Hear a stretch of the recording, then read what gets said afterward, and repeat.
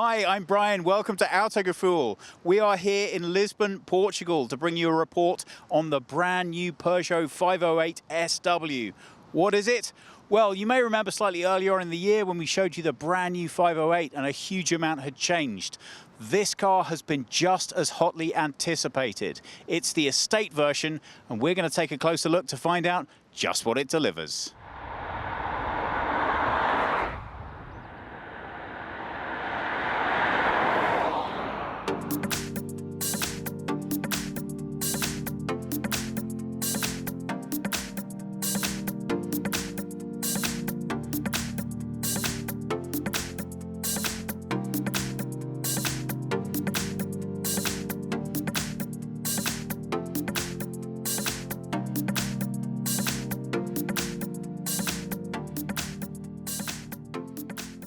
2018 in Paris was the first time we got to have a look at the SW.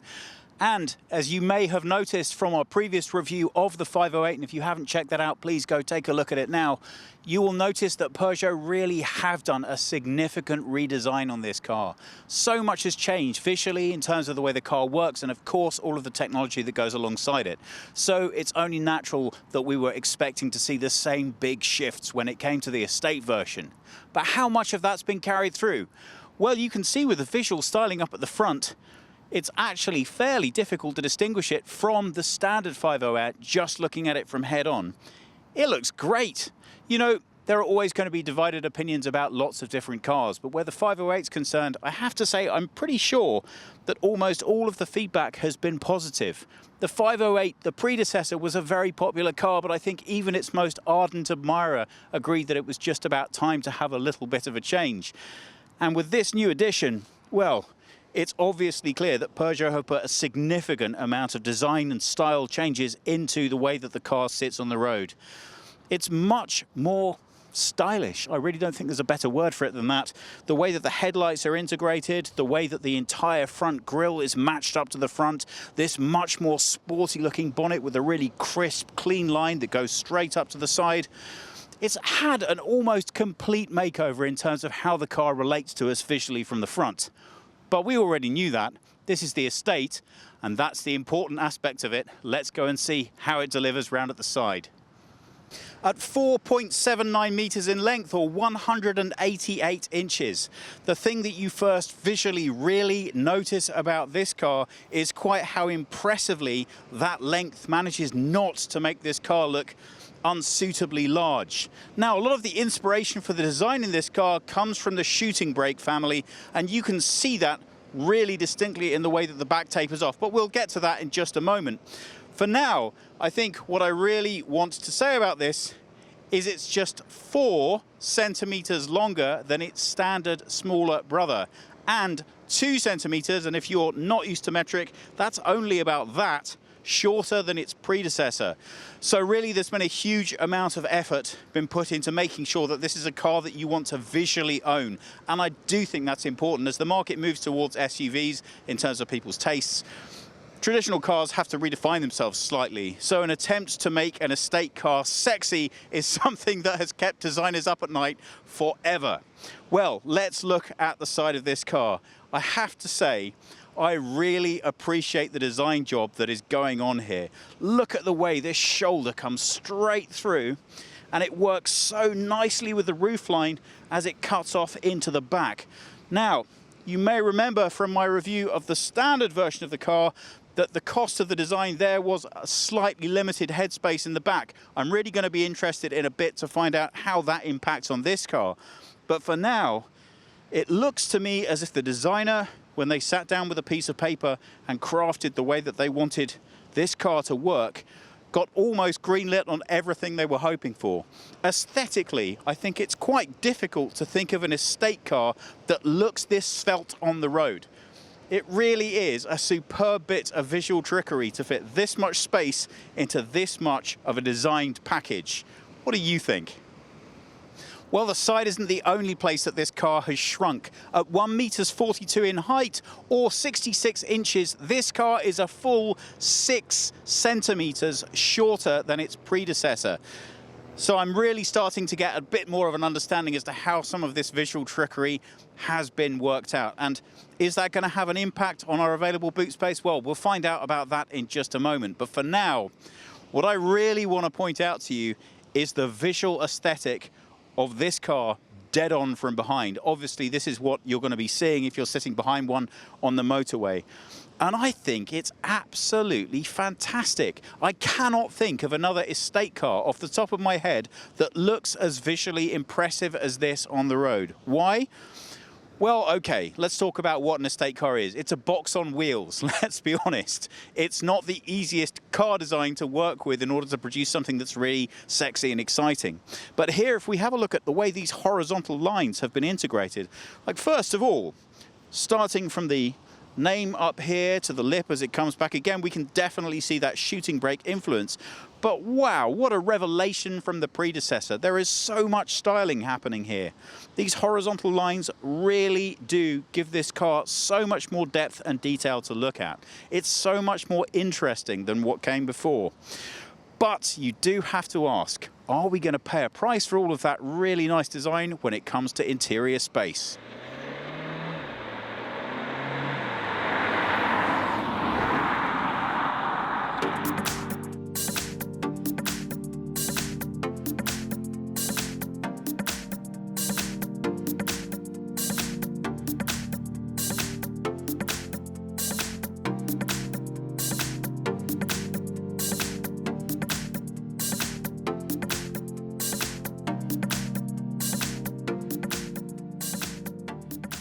Let's take a look and see what's powering this thing. Gas struts. Well, we have the milder of the two available petrol engines. That's 180 horsepower or 250 newton meters of torque. The more powerful ones, 225 horsepower, 300 newton meters of torque. But you can also have your choice of 4 different diesel engines. They range from 130 to 180 horsepower, producing 300 to 400 newton meters of torque. But wait, we're not done there. There's also going to be a hybrid, and that will produce 225 combined horsepower and claims to be able to drive 40 kilometers on electric power alone. Well, as you would expect, a pretty decent lineup of engines and some pretty good possibilities there. So whatever it is you're going for, I'm pretty sure you'll be able to find something that you like.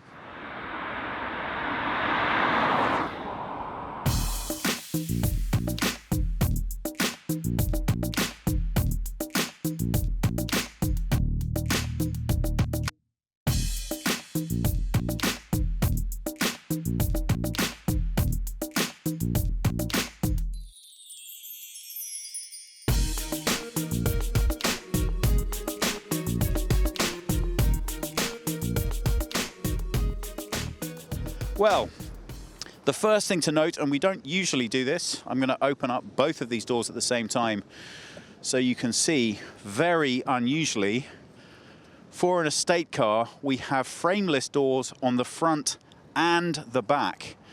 And why is that so significant? Well, in part, it helps to make this car a little bit lower and a lot more sporty in its appearance. But, as you can see, when I shut these doors again, it really significantly helps to explain how the aesthetic styling of this vehicle works so nicely from the side. We don't have extra framework here that is spoiling the lines of this car, and because of that, it looks a lot more sleek and stylish than you might expect it to. Now, that's the positive. That's the design aspect, but it does come at a bit of a price. Let me show you what I mean. Well, I am 5'10", or 178 centimeters, but as I'm always telling you, I have a very long torso. So in real terms, I think you can compare my height to that of about a 6-foot person when I'm sitting in the seat. And the reason that's significant, well, you can see right from the get-go, this seat is height adjustable. This is the GT line, which means it has all of the whistles and bells in this car.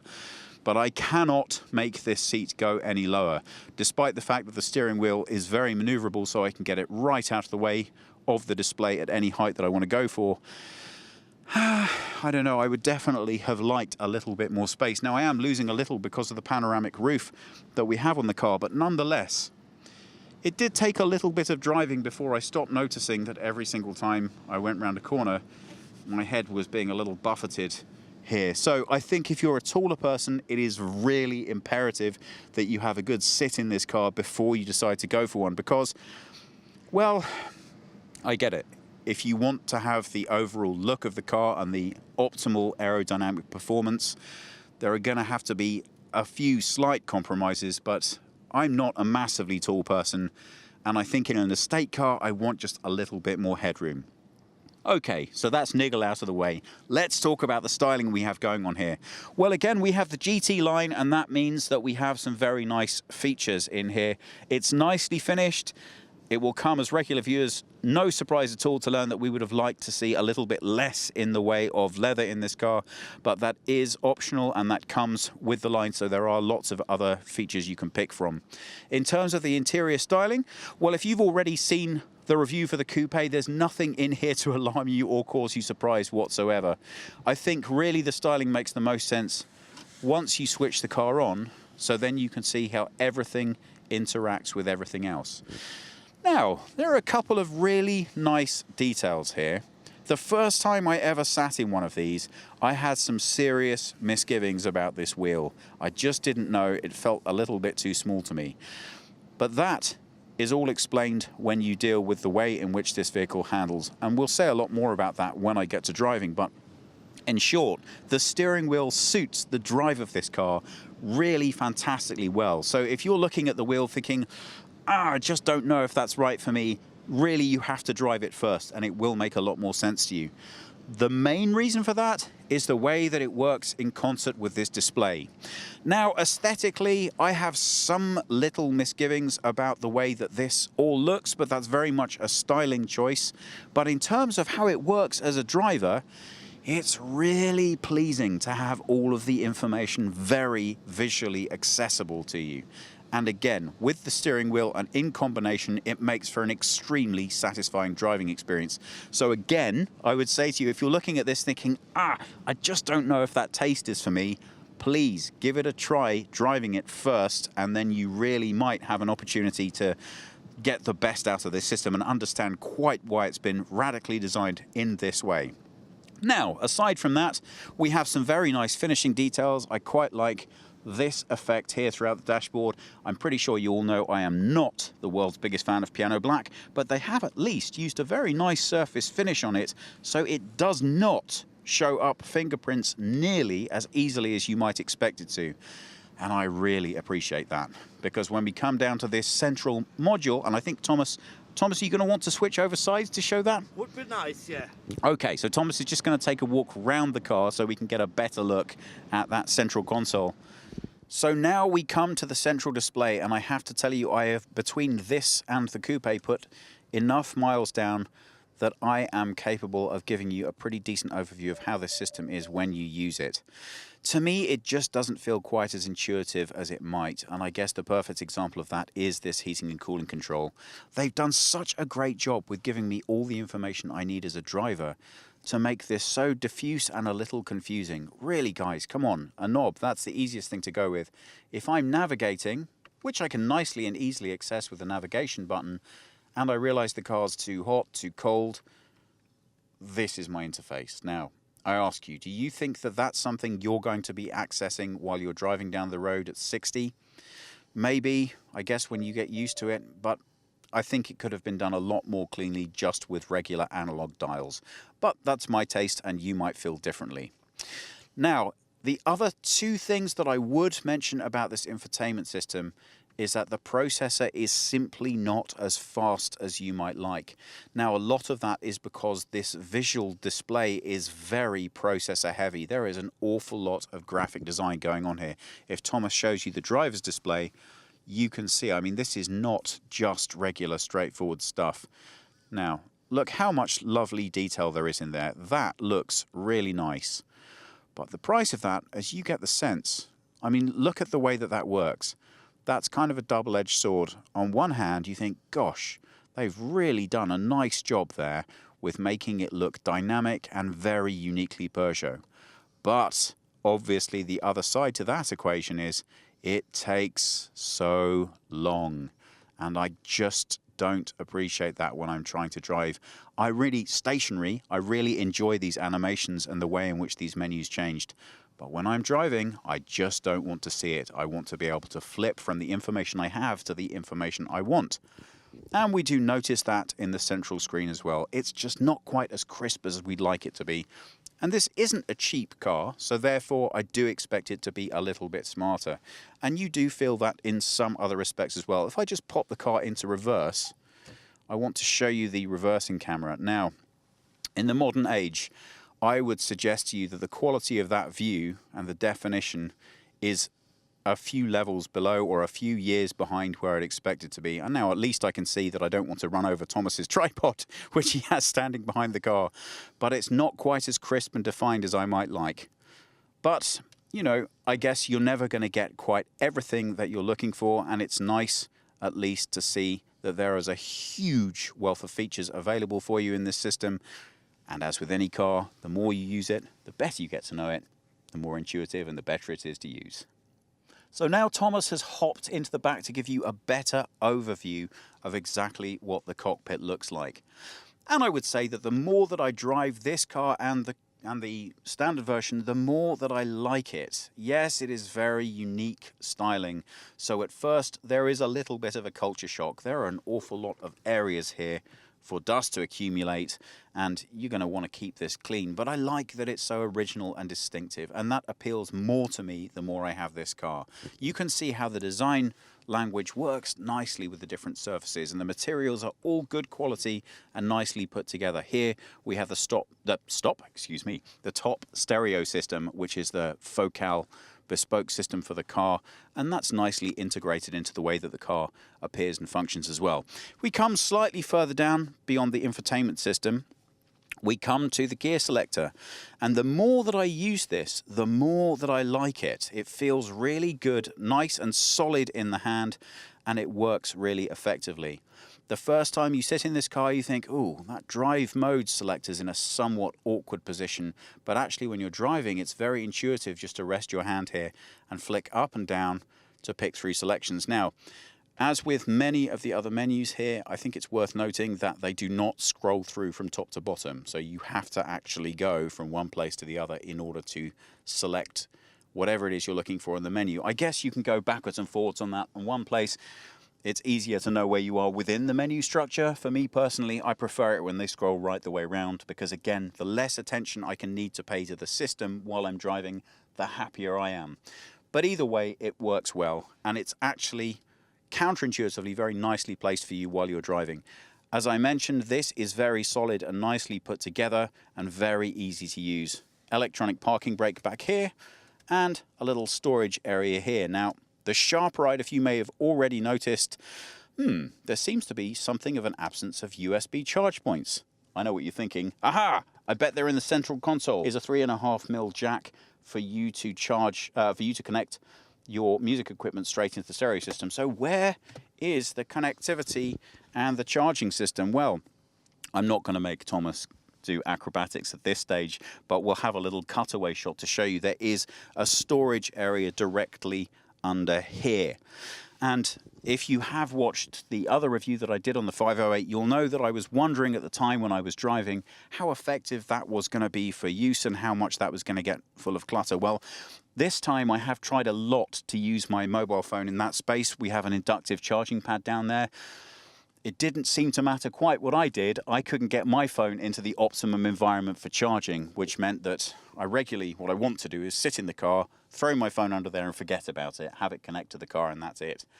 Well, it didn't do that. So I think it's another feature of this car whereby once you own it, you use it, you drive it, and you're like, right, okay, that's how I behave with the car. It gets to be easy and second nature. But for a new driver who's just stepping into this vehicle, you're going to find that, I think, a little counterintuitive.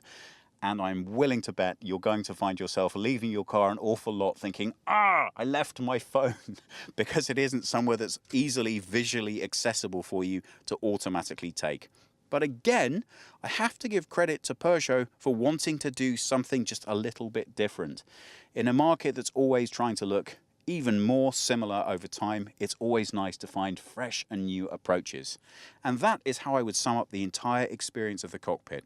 It's fresh, it's new. If you already know its smaller brother, you're going to be completely at home here. Everything about sitting here says, okay, well, I've got some interesting ideas, and all you want to do is find out just quite how that translates to the drive. Well, we're going to come on to that in just a minute. I've already told you that I could have used a little bit more headspace back here, but again, we do have a lot of headroom. It standardly takes out around about 1/2 inch to 1 inch to even 1.5 inches actually with a panoramic display. So we are going to be able to get a little bit of that room back, but I don't know if I'd want to sacrifice my glass. That certainly does look and feel very nice in this car.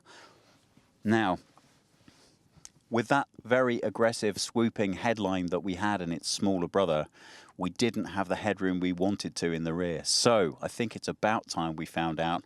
Has the estate changed that? Let's take a closer look. So let's take a look in the back and see how we're getting on with that. Well, again, first thing to mention is these frameless doors. They really do give you a nice feeling of quality right from the moment that you get into the vehicle. And I have to tell you that the styling back here is really nicely executed as well. The use of materials and the finishing is very good. Yeah, we have obviously hard plastic lower down here, but that's where you're stepping in here with your muddy feet, and that's nice and easy to keep clean. Well, the back of cars is all about two things when it comes to estates, and that's normally children and pets. You know what I'm talking about, Thomas. Thomas has a bit more experience in the dog department than I do. Please don't take that the wrong way. We are going to want to be making sure that the back of an estate car is optimized for utility and really highly practical. So, first thing to mention, I really like the back of these seats. Why? Well, it's so often an afterthought in cars. You need to have something that has a touch of design to make rear seat passengers feel good, but it has to be easy to keep clean. And look at this surface.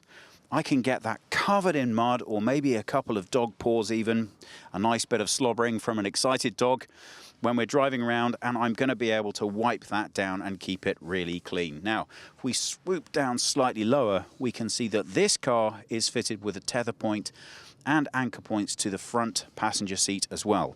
What does that mean? Well, it means that we can fit 3 child seats in here, and that makes this an extremely practical family car. So, those are some positives for you. This is my faithful blue water bottle, and I bring this on every single trip, and there's always one thing that I'm looking for in the back of a family vehicle, especially with this, and that's, will it take my children's water? And the answer in this car is sadly not. Thomas is just going to show you. Now, there's always a bit of a challenge making enough storage space, and I guess we do have these nice net pockets, so at least he does have a home right here, and that's nice. But it's always good to make sure the kids, when they're back here, have enough space to put all of their things. These net pockets are a good touch. As Thomas can show you, I have very short legs, so the seat's quite far forwards, but the passenger seat is actually set for Thomas. We have plenty of legroom back here, and given that we still have plenty of space behind, we have lots of room, and that's really important. Thomas is just showing you, we also have a nice fold-down armrest. That's great for keeping the kids apart slightly, and for those of you that want to make sure you're keeping in touch with Fido while he's hanging out in the back, there he is through this hole. Come on, it's actually designed for skis or something a little bit longer that you might want to put through. But Thomas, tell me, as a guy who has had lots of dogs, would this car work for you with a dog back here? Is that going to work, do you think? Yes, it would work pretty fine, really. So Thomas is saying that's good, and I think it's really key in the design of an estate car, because if we all remember Volvos from back in the day, with the standard dog cage in the back and the standard children in the rear, I think that really is the benchmark for the utility that we're looking for when it comes to estate cars. So it's nice to see that even with the GT line and the really top-end stylization, it's still all very, very practical. I like the way these surfaces are stylized but still easy to keep clean. And there are nice features like these buckles just tucking out of the way to add just a little bit more comfort. The rear of this car doesn't feel like an afterthought. And here is the crunch test. Shockingly, I feel like I have more headroom in the back of this car than I did in the front. Well, come on, the seat has a lot less going on than the driver's seat does. But I'm very happy to say that at 5'10" or 178 centimeters, I have plenty of headroom here, which means that if you want to drive around with adults in the back of this car, and I think the other segment this car obviously sells into is the business market, you're going to be very comfortable back here. So, 2 thumbs up, Peugeot. Nice job with the back. Well done. Well, good to see that the rear seat passengers' charging needs have not been forgotten. We have 2 standard USB charge points back here, and that hopefully should help to keep your children happy for just a little bit longer. So poor old Thomas is getting a real workout today. He's back in front again now, just to show you that charging location that I mentioned. Now, you can see the USB charge point is here, and clearly what's going to be occurring to you pretty quickly, I think, is that if you want to connect your phone standardly, you're going to have your regular charge cable plugged in here. It's a little bit uncomfortable because that leaves it standardly trailing over the side here if you want easy, quick access to it, or you're permanently going to be fumbling around somewhat uncomfortably with a left or right hand trying to figure out where the end of it is. So let me just show you. I sit in the car, I'm going to work, I've got my phone, and what I want to be able to do, which I standardly would, is either easily plug it in or just throw it there onto the charging platform. Now, that's just not the most comfortable experience in the world. I'm trying again. Now, there we go. I do have a green symbol just here, which shows me that the inductive charging is now working. But as you can imagine, there's nothing particularly holding my phone in that location. So what I found is that even when I managed to get the green battery, it didn't stay in that position after I took a couple of corners. So I don't know. I think, again, if you own the car, if you use the car regularly, you're going to get very used to that really quickly. What I can't see, Thomas, is do we have a second USB charge point for the passenger? Yes, we have. And is that over on the passenger side here? Yes, it is. Okay, so now that's going to be a lot easier for your passenger to access than you, because obviously they don't have a steering column in the way to help them access it. So that's nice at least. We don't have 2 inductive charging points, so assuming your passenger also wants to be able to throw their phone somewhere and forget it, that does leave you with a lot of phones sitting on top of each other, but it's not the end of the world. And you know what? I do appreciate the decluttering of this area here. It's a nice design feature, because wherever more bigger phones and more equipment to store, it's nice to see a solution where we at least get that stuff out of the way. Well, only a long drive is really going to show you how effective that is. So if you have experience of taking this car out for more than a couple of hours, please put a comment below and let us know how you found it. I'd really love to hear.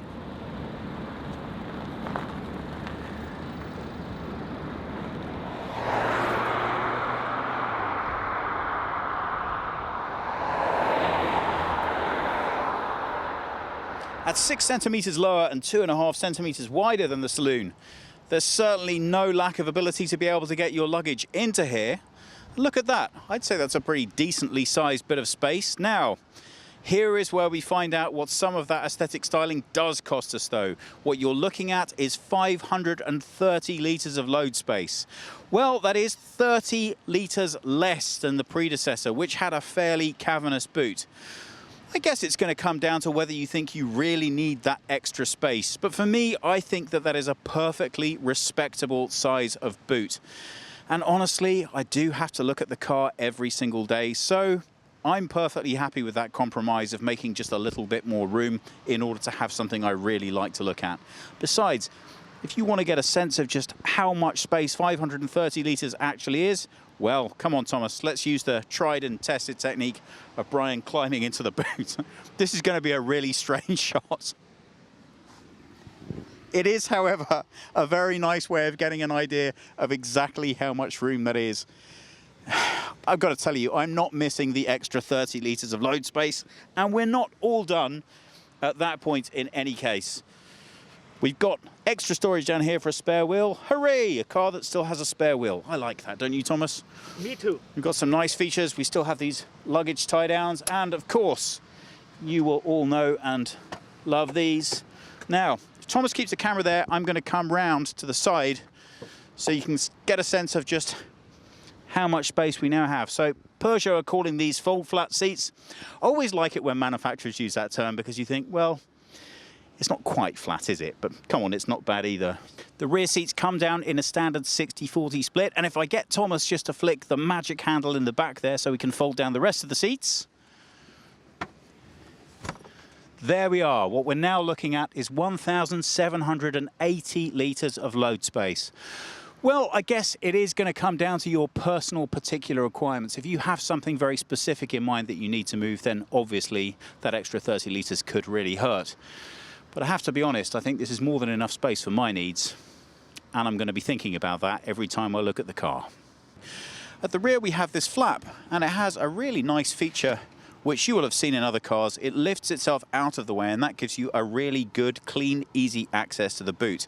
That storage figure I gave you of 530 litres, that is with the flap covered. So obviously you have a little additional space on top. And if you want to get that flap right out of the way, you can. So why am I showing you this now? Well, because I do think it's worth mentioning for your driving experience while you have it going along. You can imagine if you're in and out of this boot a lot, you think, nothing ever works perfectly when you do it on film. You'd think, oh, that's great. I'm just going to leave it like that and get on with my life because it's perfect. It's privacy, but at the same time, I can get in and out easily. Well, not so fast. If Thomas shows you here, you can see that is your entire available rear view capacity with that screen in its upward position. So it's a really small niggle, and I can't honestly see how they could have done it any differently. But you are definitely going to want to keep it in its downwards position for driving. It makes a massive difference to the way that you feel with the interior visibility as you're driving along. Okay.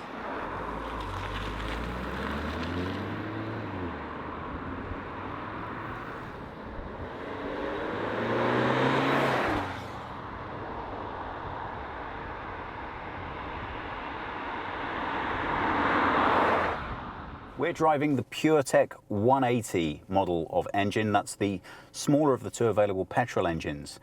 It's got 250 Newton meters of torque, and it posts a 0 to 100 kilometers per hour time of 8 seconds, which, to be honest with you, for an estate car, I think is more than sufficient. Well, what does all of that relate to in terms of driving? Well, the first thing you notice when you pull away in this car is just how pleasingly light and crisp the driving experience is. A lot of the design features that may not make the most sense to you in the world when you're sitting in this car stationary suddenly become completely apparent when you start driving. It's really an effective aha moment. Now, as I pull away from here, let's see how that acceleration delivers. A little bit of a lag, but really very pleasing, and I'm really not pushing this car hard at all for obvious reasons. I have this mode in standard at the moment, and I'm not going to take it out of that for now because I just want to enjoy the driving experience and talk to you a little bit more about how it feels. So, seat position. Well, I have a very nice view of the road here. My height is just right to make me feel that I'm not too low down. I have great all-round visibility. I'm really pleased with the design of this B-pillar because although it's quite large and visually quite large from the outside, as it relates to you while you're driving, you still have plenty of glass around you to get good all-round visibility.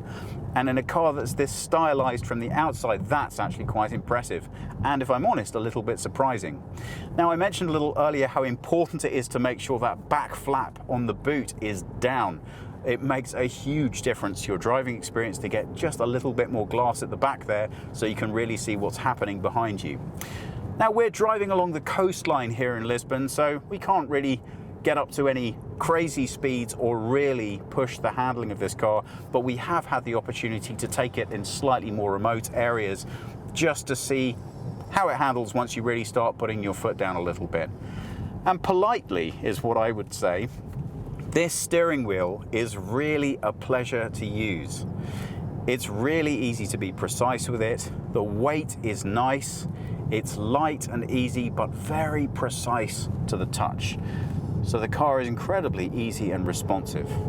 You really don't want anything more out of the gearbox than it delivers. This is an 8-speed automatic. Now, if you're a manual nut, and I know I am a bit of one, you can only have the 6-speed manual option if you go with the smallest of the diesel engines. But to be honest, the way that this gearbox and engine work together, I'm seeing no reason whatsoever to work with anything else. Now, this car comes very loaded with a lot of different assistance systems in the GT line, and they all work really quite discreetly. You'll hear a lot of people complaining endlessly about how lane assistance works. It can be made to feel extremely annoying and artificial when you're just trying to enjoy the drive. But in this car, it's delivered really nicely. Again, given that it is an estate car and slightly larger, it's more of a pleasing nudge in the right direction than a direct pull or push. And that just adds to the driving pleasure. Of course, you can switch those systems off, but given how much fun it is to navigate through some of those sub-menus, realistically, I don't think you're going to be doing it. Now, because of the price point at which Peugeot sits, and this car all in comes in at around about 45,500 euro, it's pretty well loaded with everything that you're going to be able to get on the car. There are some things I think, come on Peugeot, really? We have night vision on the car. We're not going to be able to show you that now for obvious reasons, but that helps identify objects you may not have seen in advance of the car and then gives you a warning before you detect them. But a little bit like the rear view camera, you can't help but thinking, okay, some of these features are a bit nice, but there is a reason that they traditionally belong to higher classes, and that is because they are very expensive to execute well. So in a case of something like the night vision on this car, I think that's a hard pass from me. It's a nice idea, but it really is unnecessary. And in any way, it does nothing to add to the experience of the drive that you get here, which for me is entirely what this car is about. In an estate car, what I'm looking for is really two key things. Practicality, which obviously comes alongside with utility, and a drive that hasn't been compromised because of the extra space available to you. I think it's well worth noting that in this car, the wheelbase is exactly the same size as the sedan. And what that means is that the drive is almost exactly the same as the sedan. Now, listening to a lot of the other journalists talking last night, they were saying, oh, I don't know, I think the sedan drives a little better. And Thomas and I were talking about that. Of course it drives a little better, it is a sedan, but if you consider the extra space that you're getting for this car, well, I have to tell you, for me it's a hands down. I'd go this way every single time. The drive, for me, is so difficult to distinguish from the sedan. I see no disadvantage in going with this car. It's really only slightly longer, and the maneuverability is astonishing. We did a little cutaway take, which I think Thomas might be able to show you now, which is the car's turning circle, and it really is fantastic. For a car of this size and type, it means that those things that standardly can annoy about having an estate car are just not features you have to consider. And once you take those out of the equation, for me, it's a bit of a no-brainer. Who wouldn't want the extra space? So let's talk about the other drive characteristics. Suspension. Well, I would say it's a direct and it's a very nice balance. It's not too sporty, but it certainly feels agile and light enough once you start really hitting up a little bit more speed into those corners. It feels completely capable of taking care of itself. Now, what we are hoping to discover in just a little bit is an open enough part of road, and if memory serves correctly, we get it just coming out of this village, that we can show you what the different driving modes achieve. This is the standard driving mode, and honestly, from the miles that we've put down in this car, I don't think you're going to find an awful lot of reason to ever need to change out of it. It's a very nice balance between power, performance, and comfort. I really, the road that we're driving on is in an appalling state, as sorry, lots of roads in Portugal are, but it's been stripped back, so it's ready to be resurfaced, and that means that in some cars you might be experiencing a very uncomfortable ride. Well, not in this one. It's really a pleasure to be sitting here. Thomas, is it nice as a passenger? Yes, I feel very good. Okay, so, and Thomas and I are not the youngest guys in the world, so comfort's key for us. We are not? But, come on, we're not all models like Thomas. Yeah. Yeah. But I think what we need to know is, how does this car perform when we want to take advantage of some of the more sporty aspects? Well, let's put it through its paces. I've just selected sports mode. First thing to mention, again, I guess, about your driving experience as it relates to messing around with any of the settings for display while you're going, is you would like a faster processor, you would like it to be a little bit more responsive, but it does its job fine. So this is sports acceleration.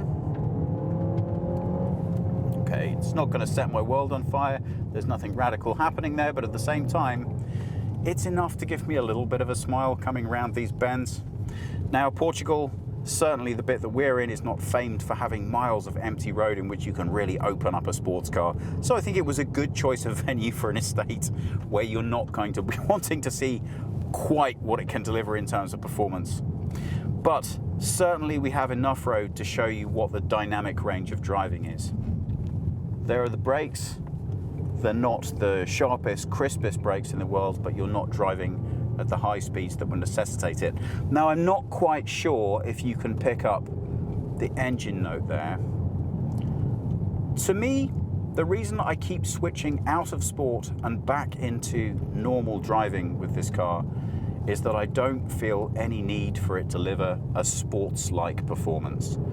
So the engine note, which has been somewhat enhanced when you change it into sports mode, for me feels a little bit like not quite right for this vehicle. I'm very comfortable with the normal setting, and I'm very comfortable with what this car delivers in its everyday normal drive. And you know what? You can still have a decent bit of fun with it driven in that mode. So I'm going to pull over just here so we can see what the sports acceleration feels like. We'll see if we can get a little bit of space, and then I can put my foot down just to show you the differences between the regular and the sports. I think you should also be able to pick up the sound too. There are a lot of cyclists out enjoying today, so it's quite hard to find a good enough gap, but here we go. Foot down, flat. There's the lag, there's the power, there's the noise. Now, do you see what I mean about the difference between the noise that you're hearing and the power as it gets delivered? I'm not really seeing any benefit to that personally. Let's try that again, but this time we'll do it in normal driving mode so you can hear the distinction. Okay, well, maybe it still makes me feel a little bit happy to put my foot down. Let's just find a nice bit of straight road.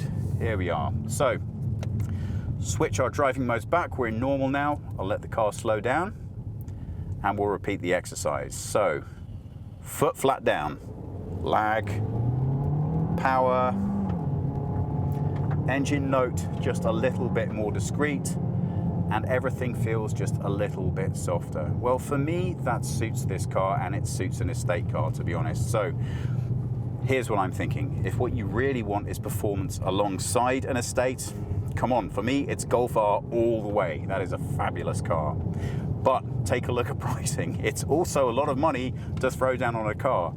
This car delivers you a really nice balance of power, performance, dynamic drive at a reasonable, realistic price. And within this segment, I think that's important. I think the two most important things to mention about the drive in this car, or you know what, let's go crazy and have three. First of all, the way that everything is put together, the handling, the steering, the brakes, the engine, the gearbox. They are nicely suited to each other, so the driving experience feels right. Nothing niggles at you, and it's only fair to mention alongside that the job that Peugeot have done with this display. This all comes together really pleasingly well, and that's very nicely demonstrated visually by the way in which the display works with the steering wheel. It's nice that you can have all the information you need without anything bothering you or needing to draw your concentration away. And because everything else is working so pleasantly together, it just makes you feel really good as a driver.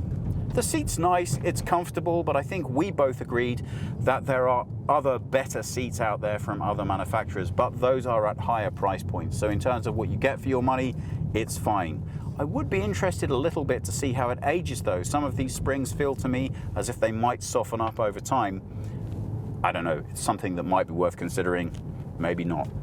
The all-around visibility in the car is excellent. Given how much design there is going on visually with this car outside, you would think that it was possible that you were not going to be getting as much road visibility as you actually do, so great. So in sum, the driving experience, very pleasing, nicely put together, extremely enjoyable. Take one out for a drive.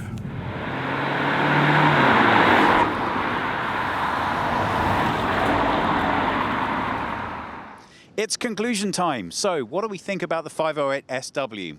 Well, it comes in 3 different trim levels: Active, Allure, and at the top GT, which is what we have here. Pricing starts at around about 35,500 euros and goes all the way up to about 47,500. As we have this car here fitted out exactly as it is, it's around about 45,500. Now, those numbers might sound a little bit on the steep side, but you are getting a lot of equipment at each of those individual trim lines. And I would have to say that when you compare like for like amongst other brands, it's still very price competitive. So, all of that taken into account, what do you get for your money? Well, let's start with the obvious. If you like the standard sedan version of this car, you are going to love the estate version. For me, everything that I wasn't completely convinced about on the sedan, which would largely be the lower roofline at the rear, has been answered by having that extended back. The amount of additional space that you have here without in any way changing the driving characteristics that at least I could notice, I think is very impressive indeed. You have more than enough space back there. Yes, you've got 30 less litres than last time, but you have a much more compact vehicle, a much smaller turning circle. And even though we only have the smaller of the 2 available petrol engines, the drive is great. Come on, it's an estate. I don't need it to drive like a rocket. I just need it to be a little bit crisp when I'm driving around some nice windy roads. And you know what? It is, even with a load on. So I would have to say hats off to Peugeot. This, for me, is a fantastic piece of design. Now, a lot of the reasoning behind that is that this car was designed at the same time as the standard version. So a lot of the time when you look at estates, visually what you're seeing is an afterthought. The design was already finished before they asked themselves, how do I add more room at the back? But what Peugeot wanted to achieve was very much shooting brake styling. I think they've achieved that without compromising the functionality of the car. It's an extremely functional vehicle. It handles extremely nicely. The drive is very pleasing. I'm delighted with the smaller of the 2 petrols. Honestly, I see no reason to need to go for the larger one. I think you're going to be very happy with this car. Are there some niggles? Yes, obviously no car is perfect. There are some design and features in the interior that I think would drive me a little bit nuts. But I think I'm going to have so much fun driving this car. You know what? I just don't think I'm going to care. Guys, if you have any comments or questions, please pop them below. Please subscribe, and we hope we'll see you all again soon.